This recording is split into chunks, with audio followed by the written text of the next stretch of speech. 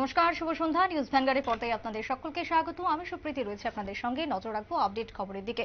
ত্রিপুরা পান সুপারি রাজ্য কমিটির উদ্যোগে আজকে শুক্রবার একটি বিশেষ বৈঠকের আয়োজন করা হলো। সারা ভারত কৃষক সভার পক্ষ থেকে এই বৈঠক, যেখানে উপস্থিত ছিলেন সারা ভারত কৃষক সভার পক্ষ থেকে পবিত্র কর এবং রাজ্য কমিটির পক্ষ থেকে এই বিশেষ আয়োজন।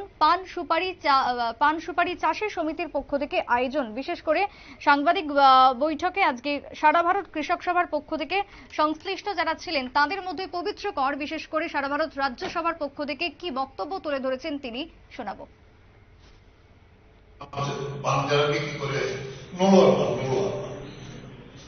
ওইদিকে আমাদের হাসা কমলপুর কুমারঘাট, এদিকে উদয়পুর অমরপুর, সবচেয়ে বেশি পান এই জায়গায়।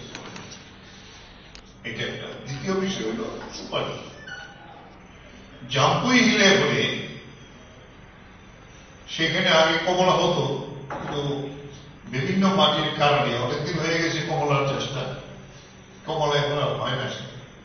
তারা বিকল্প চাষি ছেলে সুপারি শুরু করেছে আজকে প্রায় ৬-৭ বছর জন্য, এবং ব্যাপক আকারে সুপারির চাষ উত্তর ত্রিপুরা, ধলাই, ঊনকোটি, আর এমনিতে সুপারি সব জায়গাতেই কারো বাড়িতে ৫টা-৬টা করে আছে।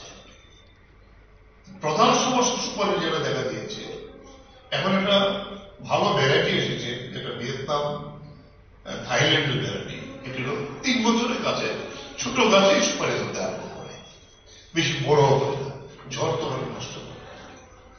তারা বিভিন্ন জায়গা থেকে এগুলো তারা এনে নিজেরা করছে। মেন সমস্যা সুপারি যেটা দেখা দিয়েছে, এটা হলো এখন বিক্রি করা যায় না।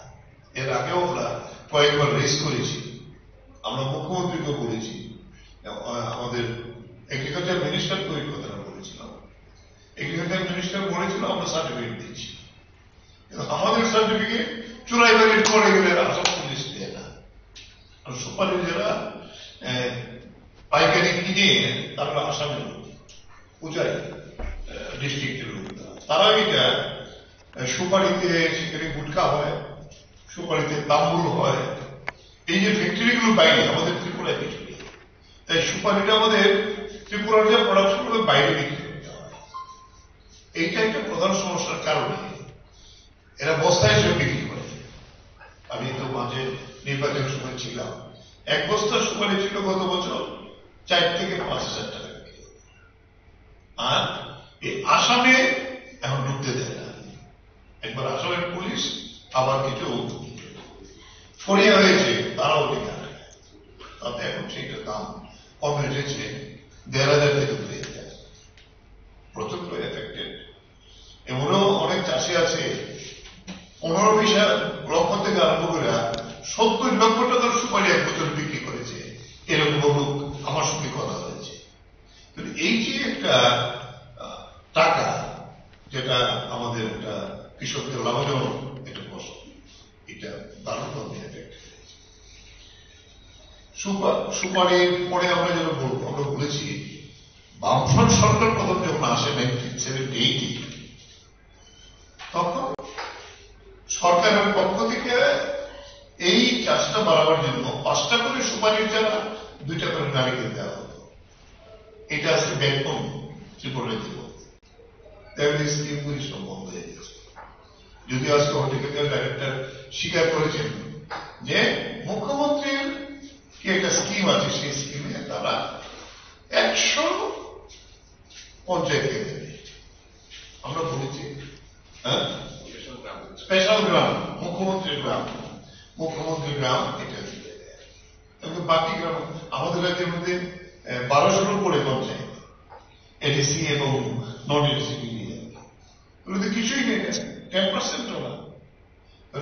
অর্থাৎ হর্টিকালচারের ডেভেলপমেন্টের জন্য কোন স্কিম নেই। হর্টিকালচারেরও এখন কৃষকদের আমার অর্থনীতি এবং বাজার জন্য সারা ভারত কৃষক সভার পক্ষ থেকে পবিত্র করে বক্তব্য আপনারা শুনলেন। যে জম্পুই হিল রাজ্যের ক্ষেত্রে একটা সময় কমলা চাষ হতো, তিনি উদাহরণস্বরূপ বললেন সেই জম্পুই হিলে এখন চাষ করা হচ্ছে অধিকাংশ ক্ষেত্রে পান এবং সুপারি।